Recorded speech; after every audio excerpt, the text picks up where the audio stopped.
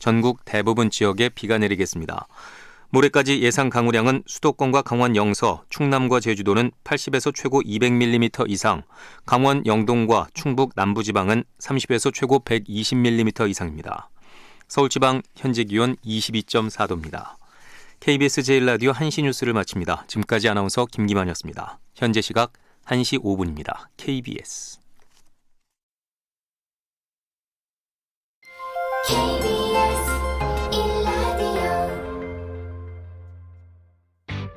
야, 왜? 점심시간에 뭐하냐? 자야지. 야, 그러지 말고 이거 한번 들어봐.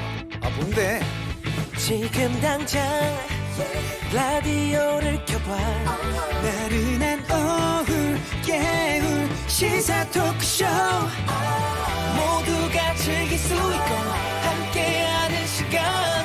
유쾌하고도 신나는 시사 토크쇼. 오태훈의 시사본부. 네, KBS 라디오 오태훈의 시사본부 2부 시작합니다. 청취자 여러분들의 참여 기다리고 있습니다. 우물정 샵 9730으로 의견 보내주시면 생방송 도중에 소개를 해드리고요. 짧은 문자 50원, 긴 문자 100원, 어플리케이션 콩은 무료로 참여하실 수 있습니다. 전문성과 현장성이 살아있는 고품격 하이 퀄리티 범죄 수사 토크를 지향하는 시간입니다. 아는 경찰. 배상훈 전 서울경찰청 범죄심리분석관 나오셨습니다. 안녕하십니까? 안녕하세요. 예, 그리고 김은배 전 서울경찰청 국제범죄수사팀장 자리하셨습니다. 어서 오십시오. 안녕하십니까? 예, 80대 노모와 50대 아들이 피살된 채 발견이 됐습니다. 용의선상에 둘째 아들이 있었는데 어제 변사체로 또 이 둘째 아들도 발견이 됐습니다. 아직까지는 조심스러운 상황입니다만 경찰 쪽에서는 극단적인 선택을 한 걸로 추정하고 있다고 하는데 이 사건 좀 들여다보겠습니다. 배상훈 교수님, 모자가 사망한 채 발견된 게 사흘 전이었나요? 예. 1일 날 새벽 4시 좀 지나서 예. 강서구에 있는 모 아파트 단지에서 어떤 분이 전화를 했다고 합니다. 신고 전화를 한 거죠. 무슨 일이 생겼다. 여기는 몇 호인데 비밀번호 얼마다라고 와달라. 그리고 본인은 사라졌죠.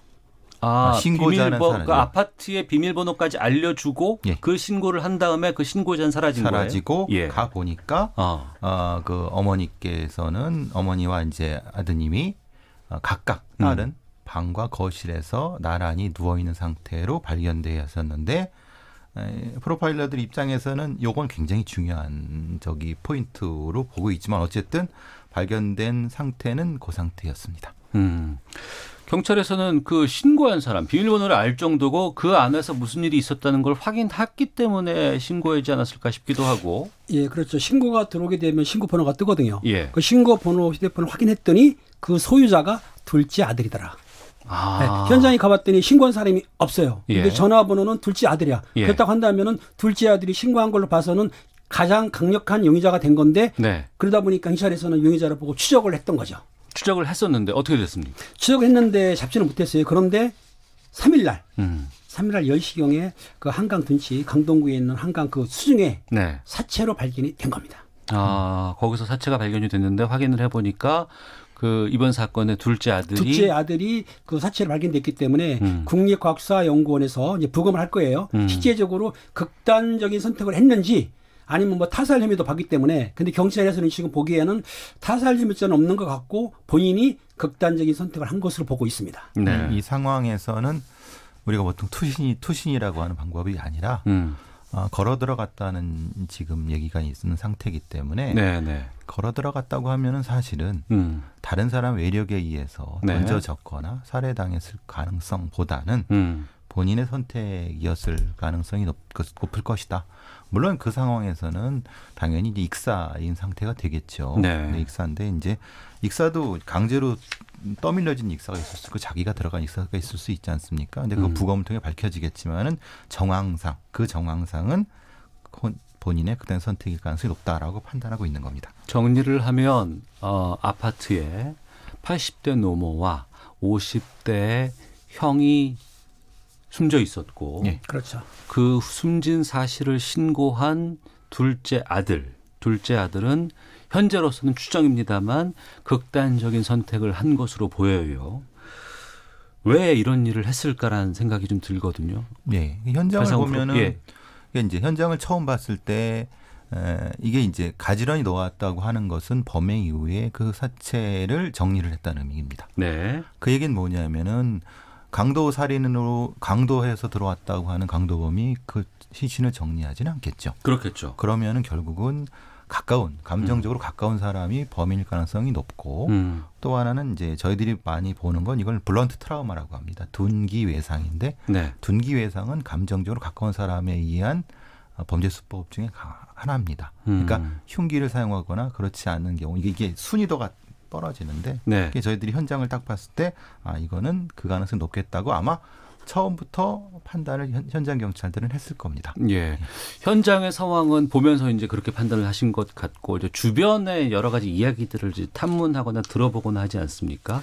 이 가정의 상황들을 좀 알아봤으면 좋겠다는 생각이 들어요. 그 경찰에서 주변을 탐문을 하죠. 탐문했더니 옆집이라든지 주변 탐문해 보니까 가끔 싸움 소리 났다는 거예요. 싸움 네. 소리 났고 그 둘째 아들이 전번에 손이 다쳤는데 아마 형을 케어하면서 하다가 돌보고 손을 다치기도 있었군요. 하고 예. 예. 그러니까 본인 입장에서는 직장도 다녔다 그만뒀는데 예. 그 엄마하고 형을 케어하다 보니까 굉장히 힘들었던 것 같아요. 형이 장애가 있었기 때문에 휠체어를 예. 타잖아요. 그러다 보니까 그 케어를 해야 되는 데다가 더군다나 또 경제적으로 여건도 힘들고 예. 그 기초수급 생활자이기 때문에 돈이 이제 적지 않습니까? 그러다 보니까 경제력도 힘들고 혼자 케어를 하니까 여러 가지 어려움 때문에 스트레스를 받아왔던 것 같아요. 네. 그러다 보니까 이렇게 극단적인 선택을 해갖고 또 사건을 벌였다고 경찰은 보는 거고요. 주변에서 말하는 것도 좀 들어보니까 그런 식이에요. 쉽게 얘기해서 그 상황이 매우 안 좋았다. 네. 다투기도 했지만은 힘들어하는 걸 모습을 본 것 같아요. 그러다 보니까는 경찰에서 볼 때는 그러면은 그 형과 엄마를 살해한 다음에 극단적인 선택을 했구나라고 보는 거죠. 예. 둘째 아들이 지인한테 상당히 본인의 힘든 심경을 얘기했다고 하는 그런 전원들을 이제 경찰의 탐문을 통해서 확인한 바가 네. 있어갖고 그 부분은 상당히 이 스트레스가 심하지 않았느냐. 왜냐하면 본인도 전기 관련된 기술자였나 봅니다. 그런데 이제 실직을 하게 됨으로써 그러니까 요즘 많이 일이 없지 않습니까? 그런 예. 부분 때문에 그거 가지고 이제 형님하고 많이 좀 갈등이 있었나 봅니다. 그리고 이제 형님도 사실은 집에만 계시니까 상당히 정신적인 스트레스가 높아지지 않겠습니까? 예. 그런 상황에서 어떤 말 다툼이 폭력적인 상황으로 갔을 가능성이 높지 않을까라는 추정을 해봅니다. 이런 문제가 발생을 하면 항상 우리가 했던 게 우리 사회의 취약계층에 대해서 사회 안전망에 대한 얘기들을 좀 하거든요. 이 가족은 어땠나요? 그렇죠. 기초수급 생활자이기 때문에 들어온 돈이 적었어요. 그런데 예. 이제 정부에서 하는 거 뭐냐면은 간병요양사라고 있습니다. 예. 그러니까 방문요양관리사라고 있는데 그분들이 나가서 낮 동안에 빨래도 해주고 그다음 식사도 제대로해주고 청소도 해주고 이런 걸 하거든요. 그렇지만은 그분들이 간 뒤에 저녁이라든지 새벽이 문제거든요.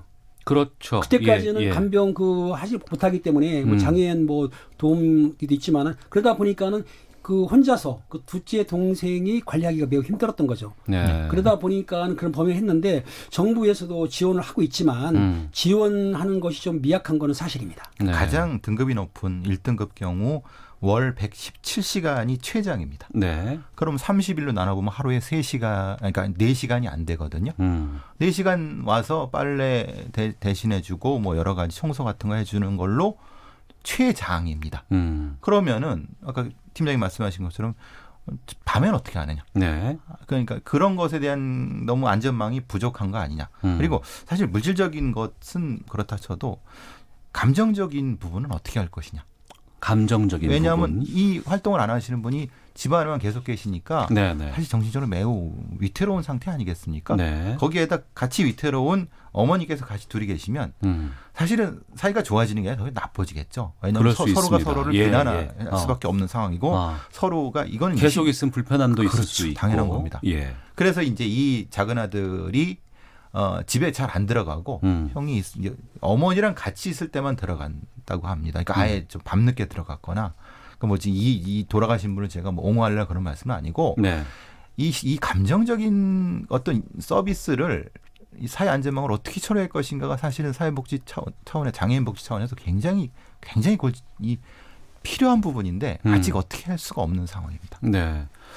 뭐 보도가 나고 이제 이 관련된 댓글들을 좀 봐도 뭐 비난하는 것도 있습니다만 그보다는 좀 지켜지지 못하는 좀 안타까움에 대한 지적들이 좀 많이 있더라고요. 그렇죠. 이제 개인적인 단죄를 하는 것보다는 이게 간병살인으로 쪽으로 보는 것 같아요. 그러다 보니까 너무나 힘들었기 때문에 어쩔 수 없었다. 동정이 간다. 그런 일꾼들이 있는데 어떻든 그렇다 하더라도 힘들고 스트레스 받고 케어하는데 어려움이 있다 하더라도 사람을 살해했다는 것에 대해서는 거기에 대한 책임을 져야 되는데 지금 알다시피 본인이 사망을 했어요. 경찰에서는 범인은 체포를 했다고 보는데 기소할 수가 없지 않습니까? 사람 기소해야 되니까. 경찰에서는 아마 이걸 공소권 없음으로 정리해가지고 검찰에 송치할 것 같습니다. 그러니까 전 다시 한번 말씀드릴 것은 안타까움으로 이제 일종의 동정을 하시다 하더라도 살인 자체, 그 가족 살인 자체에 대해서는 절대 그런 생각을 하시면 안 되는 거죠. 네.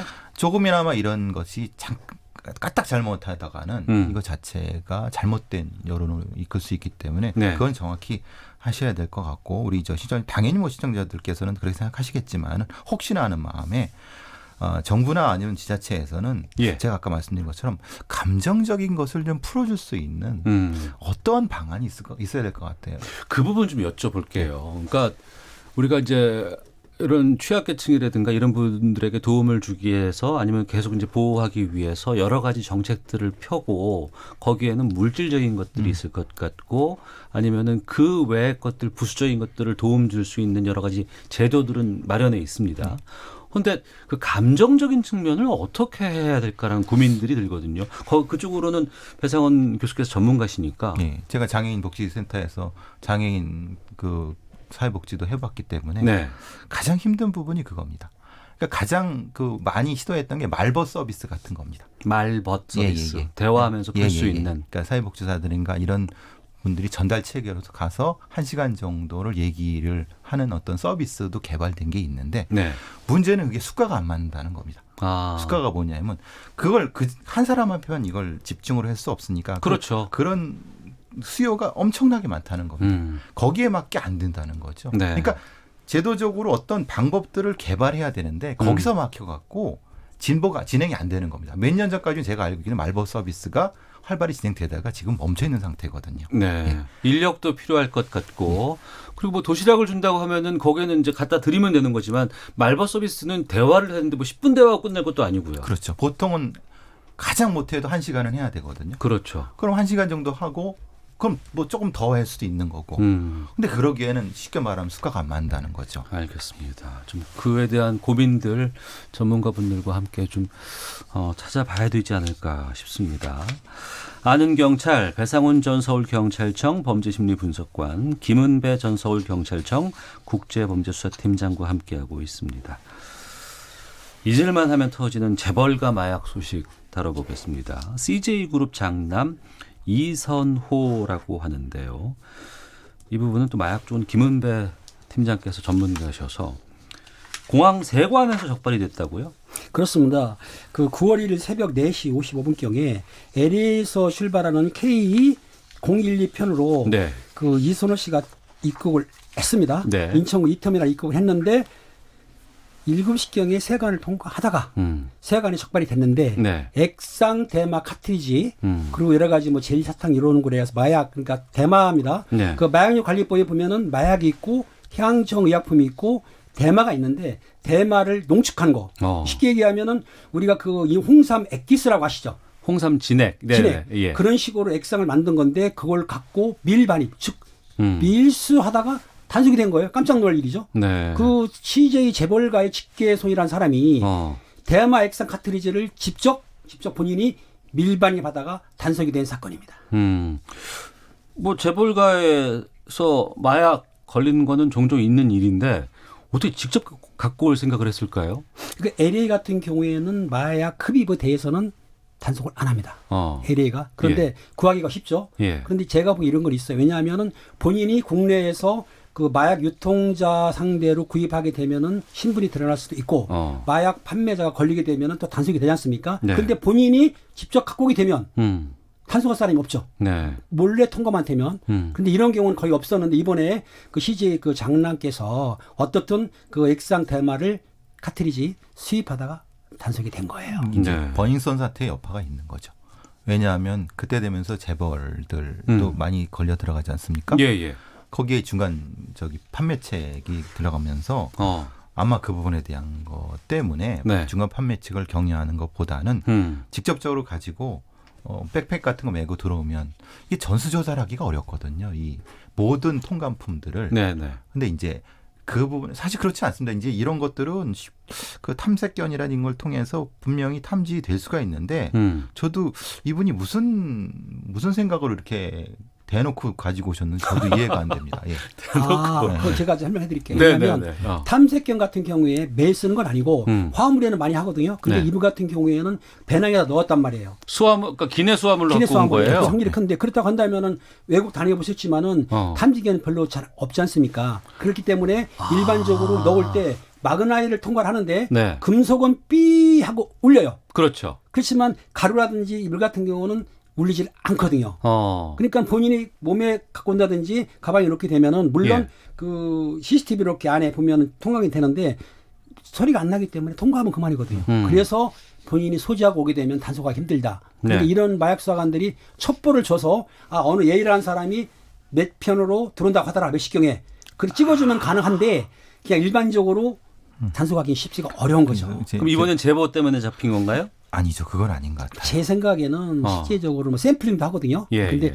샘플링보다는 누가 제 생각이지만은 일반적으로 세관에 첩보원들이 있기 때문에 예, 예. 세관이나 아니면 법무부에 누가 제보할 가능성이 큽니다. 이게 제가 사실은 구체적인 수법을 말씀드리면 안 되기 때문에 하지 마세요. 예, 안 됩니다. 근데 예. 이제 우리 저기 제작진들이 고생할 수 예, 있어서 전수조사를 하지 못하지만은 우리 세관에서는 여러 가지 경로를 통해서 네. 탐지를 하고 있기 때문에 절대 가져오시면 안 됩니다. 이거는 당연히 불법이고요. 예. 다만 이 제품 자체가 네. 액상대마라든가 뭐 이제 대마캔디라든가 이런 부분들은 고농 축액을 거기에 스며들게 만들어 갖고 냄새라든가 이런 걸 가장 줄일 수 있게끔 최적화돼서 만들려고 하거든요. 네. 근데 사실은 그것 때문에 이 사람들이 이런 것에 자신을 하는 것 같은데 절대 그렇지 않습니다. 이제 그러니까 이런 냄새 안 나는 냄새를 줄이는 대마를 만들려는 사람과 네. 잡으려는 사람이 지금 경쟁하는 상태인 거죠. 김은배 팀장님. 과거에는 뭐 재벌과 대마초 사건들, 뭐 연예인들 대마초 사건들 참 많이 있었습니다. 네네. 과거에. 최근에는 이게 뭐 대마초보다는 아까 말씀하셨던 것처럼 액상 카트리지 대마, 뭐 네. 농축, 뭐 대마 진액 예. 이런 것들을 많이 이용을 한다고요? 그전에는 저 대마초를 말아서 피웠어요. 예. 연기로 피웠는데 예. 그거는 좀 약합니다 사실은. 근데 지금 액상 대마라고 한다면은 일반 대마초보다 한 20배 정도의 농축액이에요. 네. 그리고 또 뭐가 좋냐면 냄새가 적어. 음. 효과는 빠른 거죠. 네. 그리고 지금 전자담백이라고 혹시 아십니까? 전자담백. 네. 거기에 피워서 필 수가 있어요. 어. 그러니까는 그 대마초를 말아 피는 게 아니고 예. 전자담백에 삽입이 되기 때문에 전자담백처럼 필 수 있다는 얘기예요. 예, 그 예. 남한테도 걸릴 염려가 적고 예. 효과도 구체적으로 말씀하지 마세요. 그렇죠. 예, 지금 어떤 조혜연 때문에? PD가 난리가 났습니다. 그렇습니다. 밖에서. 어떻든 간에 그렇기 때문에 예. 지금 재벌 선배들이 쓰고 있는데 음. 그렇다 하더라도 경찰이나 마약수사관들이 이걸 단속할 수 있거든요. 네. 그러니까 냄새가 적다 하더라도 쓱 지나가면서 수사관들이 보게 되면 알아요. 그러니까 이 필생각을 아주 하시면 안 되는 거죠. 그럼 여기서 제가 좀 이 지점은 또 질문을 드려야 될 것 같은데 이 이선호 씨는 체포나 구속되지 않았고 진술받고 공항에서 집으로 보냈다면서요? 예, 그러니까요. 보통 이거 마약류 밀반입이거든요. 예. 5년 이상의 징역 무기징역까지도 선고될 수 있는 중한형이거든요. 그리고 공항에서 또 잡혔잖아요. 그렇죠. 그거를 또 관세청에서 양이 상당하다. 그래서 이거 검찰에 넘겼습니다. 네. 검찰에서 이거를 그냥 이렇게 보냈다는 게 그래서 말이 많이 나오는 거죠. 뭐 재벌 봐주기냐. 근데 물론 그 다음 날 조사를 받았다고 합니다. 네. 근데 보통의 일반적인 예로는 이거는 이제 구속 영장을 바로 구속 하는 쪽이 그게 또 일반적인데 왜 그런지 예. 사실 그래서 좀 논란이 되고 있죠. 여기에 대해서요. 이 네. 논란은 뭐냐면 당시에 세관도 수사관이 있는데 세관에서 인천지방검찰청에다 인계를 했어요. 네. 그 시간대에는 당직자 근무했을 겁니다. 그런데 이선호 씨가 그 물건을 확보할 때 걸렸기 때문에 증거물은 확보가 됐습니다. 네. 그렇죠? 그리고 본인이 체포 안 한 상태에서 동의서를 받아가지고 소변도 받았고 네. 머리카락도 제출을 했어요. 그러다 보니까는 증거 인멸할 염려는 없다. 그런데 보니까 직장도 확실해. 네. 시인됐어. 압수물 있어. 그러니까 구속 요건이 뭐냐면 증거 인멸 및 도주 우려 중대범죄인데 예. 증거는 있어. 예. 도주할 것 같지는 않아. 예. 중대범죄는 맞는데 그렇다 하더라도 일반 사람들 같은 경우는 구속을 긴급 체포해서 영장을 칠 건데 예. 보냈단 말이에요. 예. 그렇다고 한다면은 아마 이선호 씨가 다른 범죄라든지 아마 자세한 걸 또 공범이라는 거 볼 수도 있고 예. 아니면 시제적으로 일단은 보냈다가 나중에 소환해서 구속시킬 수도 있거든요. 단지 검찰에서 생각하는 거는 일반 사람하고 형평은 좀 어긋났다. 그렇지 않습니까? 아까 네. 말씀하셨듯이 5년 이상 무기징역이라고 한다면은 체포를 해서 영장을 쳐야 되는데 현재까지는 보냈지만 네. 또 소환해가지고 사후영장을 받을 수도 있습니다. 네. 그렇기 때문에 아직은 두고 봐야 되는데 단지 이제 일반인들이 볼 때는 어떻게 해서 체포를 안 하고 보냈냐. 요것 때문에 좀 여론이 약간 안 좋은 건 있죠. 재벌도 일반인이죠. 법 앞에서는 다 똑같은 것이고 확인해야 되는 것이고 그리고 다른 사람들은 붙잡고 체포하고 이러면은 이 성과라고 알리고 하는 그런 상황인데 이거 이렇게 받았다고 해서 풀어주는 거는 저로서는 좀 쉽게 납득되지 않는. 이런 저도 것도 개운하지 생각해 보시면 않습니다. 네. 일반적으로 일반이라 밀수하게 되면 그걸 판매하는 사람들이 갖고 오는데 네. 이 이선호 씨 같은 경우는 판매 목적보다는 자기가 되찾으려고 자기 거를 그런 걸 이제 참작한 것 같아요. 저는 그거에는 생각이 다릅니다. 왜냐하면 그렇습니까? 그거는 자기가 하려고 했던 건 아직 모르죠. 그건 다 생각해서 판단해야 되는 거예요. 남에게 줄 수도 있는 그렇죠. 것이고. 예. 그렇지. 그것도 배제할 수는 없겠네요. 그러네요. 알겠습니다. 자, 배상훈 전 서울경찰청 범죄심리분석관, 김은배 전 서울경찰청 국제범죄수사팀장과 함께 아는 경찰 진행하고 있는데요. 헤드라인 뉴스 듣고 다음 주제로 넘어가도록 하겠습니다. 이낙연 국무총리는 오늘 4차 산업혁명의 핵심은 두말할 것도 없이 인공지능이라며 다음 달 정부가 인공지능 국가 전략을 발표할 계획이라고 밝혔습니다. 행정안전부는 내년에 생활안전서비스 공무원을 중심으로 국가공무원 18,815명을 충원할 계획이라고 밝혔습니다. 조국 법무부 장관 후보자에 따리 고교 재학 중 제1저자로 오른 병리학 논문과 관련해 대한소아청소년과 의사회가 심각한 연구윤리 위반이라며 조 후보자의 사퇴를 촉구했습니다. 올 상반기 국내 주요 제조업체 가동률이 1년 전보다 2%포인트 이상 떨어지면서 80%를 밑돈 것으로 조사됐습니다. 이는 지난해 같은 기간보다 2%포인트 이상 하락한 것으로 기업들이 설비 투자를 통해 생산 능력을 확대했지만 실적이 뒤따르지 못했기 때문으로 풀이됩니다. 한국이 일본을 화이트리스트에서 제외하는 절차를 추진하는 것에 대해 일본 정부는 보복 조치라고 주장했습니다. 지금까지 라디오 정보센터 조진주였습니다. 이어서 기상청의 윤지수 씨입니다.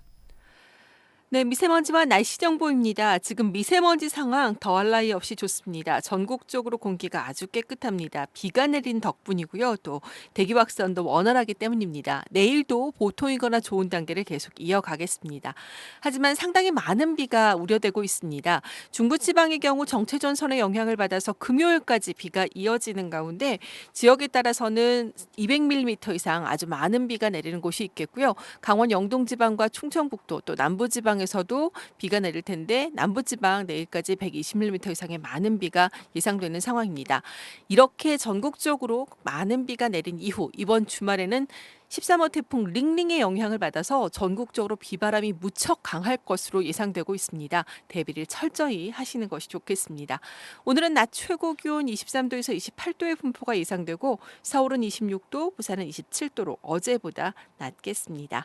지금 서울 기온은 22.9도, 지금까지 서울에는 12.4mm의 비가 내렸습니다. 지금까지 미세먼지와 날씨 정보였습니다. 다음은 이 시각 교통 상황 알아보겠습니다. KBS 교통정보센터의 윤여은 씨입니다. 네, 고속도로에서는 사고가 잇따르고 있습니다. 안전운전에 각별히 신경 쓰셔야겠습니다. 남해고속도로 춘천 쪽 냉정분기점 세 차로에서는 화물차 화재 사고를 처리하고 있고요. 이후 군북 부근 2차로에는 장애물이 있어 주의가 필요해 보입니다. 중앙고속도로 부산 쪽은 치악 2터널 부근 3차로와 갓길에 고장난 버스가 서 있고요.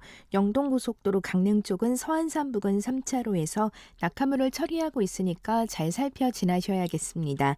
반대 인천 쪽은 호법분기점에서 2시간 넘게 화물차 전도 사고를 처리하고 있어서 이천부터 5km 구간에서 정체가 극심하고요.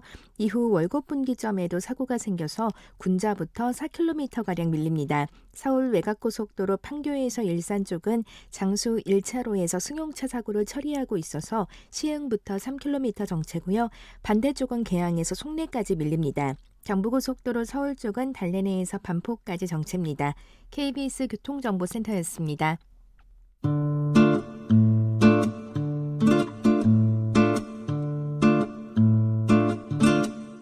오태훈의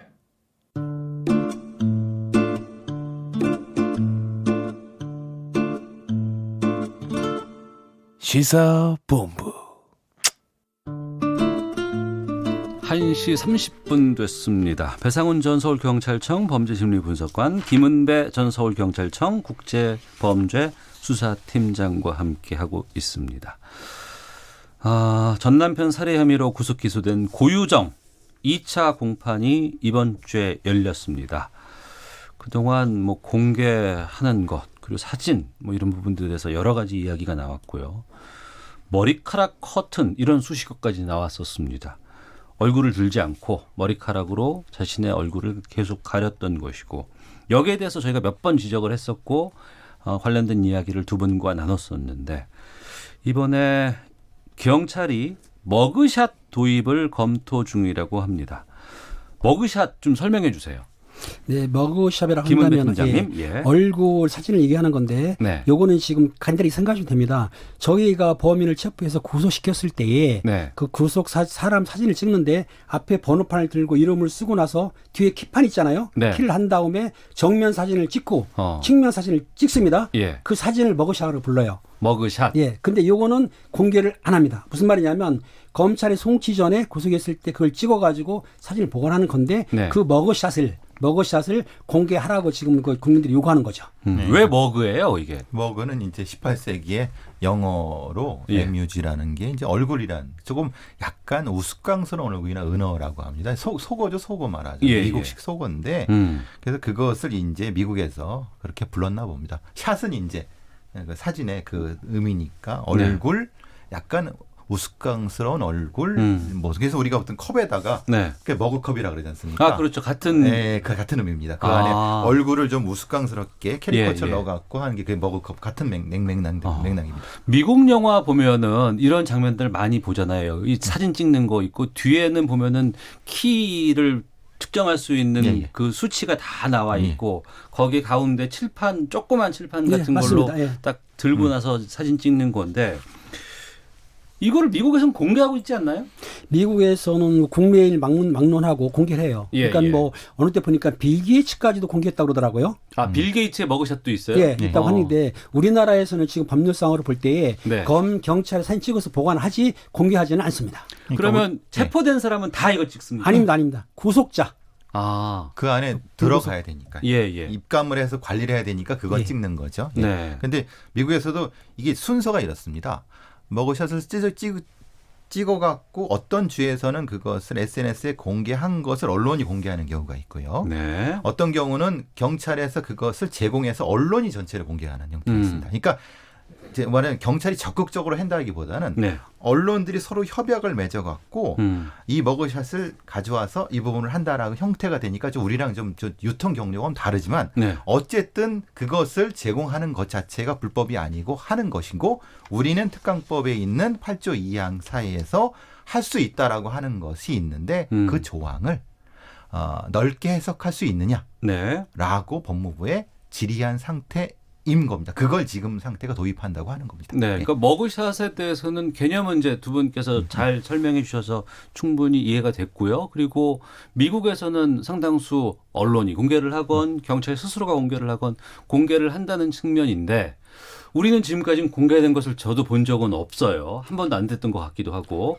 왜 그런 건지, 또 두 분은 이 우리나라에서 공개하는 것에 대해서 어떤 입장인지를 말씀해 주세요. 김은배 팀장님. 이 상황이 뭐냐면 신상 공개 처벌하게 되면은, 신상 공개는 그 사진을 공개하는 게 아니고 언론에서 본인들이 머리를 가린다거나 숙이면은 찍을 수가 없는 거. 쉽게 얘기해서 본인들이 얼굴을 보일 수 있지만 네. 인위적으로 얼굴을 치운다든지 경찰에서 마스크 쓰고 이런 건 안 합니다. 그렇지만 지금 머그샷 문제는 실제적으로 구속자만 하고 있어요. 하지만 그 사람이 무죄 추정의 원칙에 따라서 실제적으로 재판에서 무죄 받을 수도 있어요. 네네. 이런 상황에서 이거를 공개한다는 거는 좀 신중해야 되지 않을까. 대법원 판결까지는 봐야 된다. 확실하게. 그렇게 되면 모르지만 그 전까지는 무죄로 나왔을 때 범인으로 수색된 얼굴이 경찰에서 제공해가지고 예. 언론이나 발표가 되면은 인권 문제가 있기 때문에 네. 쉽지는 않을 것 같습니다. 그러니까 배상원 교수님. 원래 우리가 이제 이 사진을 공개하고 그러는 것 자체가 일종의 여론 재파. 그러니까 죄 있는 사람. 네. 이게 국민적인 형태의 지금까지의 우리가 국민적 정서였단 말입니다. 그러니까 법조계에서도 인용하는 것이 네. 공개하게 되면 그것을 되돌릴 수 없다. 아무리 그걸 무죄를 받는다 하더라도 언론이 그 사람이 무죄 받고 어떻게에 대해서 이게 억울하지 않다라고 해준 적이 없는데. 네. 그러니까 보도는 이만큼 해놓고 그거에 대한 무죄된 걸 하지도 않는 상태에서 공개라는 거 균형이 안 맞는 거다. 그렇기 때문에 인권에 문제가 있다라고 하는 거고 찬성하는 쪽에서는 그렇다 하더라도 강력범죄잖아. 네. 분명히 공익에 있는 형태, 우위가 있는 형태는 공개하는 것이 맞다라고. 저는 사실은 그 강력범죄자 네. 같은 경우는 초기부터 공개하는 것이 맞다고 생각합니다. 그렇지만은 엄격한 제한이 있어야 되겠죠. 알겠습니다. 그러면 2차 공판 이번 주에 열렸다고 하는 고유정의 지금 재판 상황 두 분께 좀 말씀 나누고 이 시간 좀 맞춰야 될 것 같은데 두 번째 공판에서 고유정은 계획범죄 아니다 이렇게 계속 부인을 하고 있는 상황이고 그럼에도 불구하고 또 현장 검증은 요구했다고 하는데 2차 공판 상황 또 지금까지 나온 드러난 정황들에 대해서 두 분 좀 입장 좀 밝혀주세요. 김은배 팀장님. 지금 현장 검증을 요구를 했어요. 근데 네. 그 당시에 제주 동부서에서 현장 검증을 못했습니다. 이유가 있습니다. 왜냐하면 고유정이 현장 검증할 수 있려면 진술을 해서 네. 그 내부 상황에서 범행 진술을 해야 되는데 그걸 안 했어요. 그러니까 우리가 경찰들이 현장 검증하려고 그러면은 조서에 따라서 범행 내용에 따라서 가야 되는데 네. 그 내부에 대해서 말 안 하니까 현장 검증할 수가 없었던 거예요. 네. 그래서 송치를 했는데 이제 와서 현장 검증을 하자. 이 얘기는 자기 정당성, 그러니까 자기 임의대로 하는 거죠. 현장 검증 현장에 나가서 하는 건데 그 당시에 진술 내용이 없기 때문에 자기가 하고 싶은 대로. 네. 그러니까 이거는 뭐냐면 성폭력을 시도했기 때문에 내가 방어하기 위해서 우발적으로 살해했다는 것을 정당화하기 위해서 현장 검증하자는 거기 때문에 검찰에서 반대하는 거죠. 네. 정확히 저는 이제 고유정이 자기가 요구했다고 하는데요. 저는 현장 검증이란 말과 현장 조사란 말을 뭔가 헷갈린 것 같습니다. 어떤 고유정이. 차이가 있습니까? 현장 조사라는 건 판사님들께서 직접 그 범죄 현장을 가서 보셔갖고 실제 범죄 현장 상황이 네. 가해자 피해자 상황이 맞는가를 확인하시는 겁니다. 근데 현장 조사가. 예. 근데 그거는 거의 안 하세요. 왜냐하면 상대 판사님들이 또 바쁘시고 여러 사건도 있기 때문에. 근데 중요 사건을 할 수도 있습니다. 그래서 판사님들이 판단하시는 문제인 거고 네. 그 사람이 검증과 조사를 헷갈렸을 수도 있는 거예요. 그러니까 정확히 말하면은 제가 보기에는 고유정은 현장 조사를 요구한 것 같아요. 판사한테. 왜냐하면 자기는 그때 기억이 안 난다고 진술을 안 했거든요. 예. 어떻게 이렇게 공격했다 이런 걸 안 한 상태에서 그러니까 현장 검증 요구했다는 것은 약간 와전된 것이 아닌가. 이거는 근데 고유정 입장에서는 매우 유리한 구도를 가져가려고 하는 겁니다. 왜냐하면은 네. 검찰의 공소장에는 졸피뎀을 먹여서 무력화된 상태에서 공격을 했고 피가 튀었고 그랬는데 실제로 이게 가능하냐라고 현장 조사로 부딪혀 보려고 하는 거죠. 네. 물론 그것이 통용될지 안 될지는 판사님의 결정이지만은 의도는 그겁니다. 네. 현장에서 뭔가 역전의 어떤 것을 해게 보겠다라고 하는 겁니다. 그리고 고유정의 변호인이 이건 왜 그랬을까요, 진짜? 지금 남편 전처의 가족을 증인으로 신청을 했다고요? 전처 가족을 신청을 했습니다. 현 남편. 예, 예. 이 말이 뭐냐면 지금은 현 남편을 명예훼손과 폭행죄로 고소를 했어요.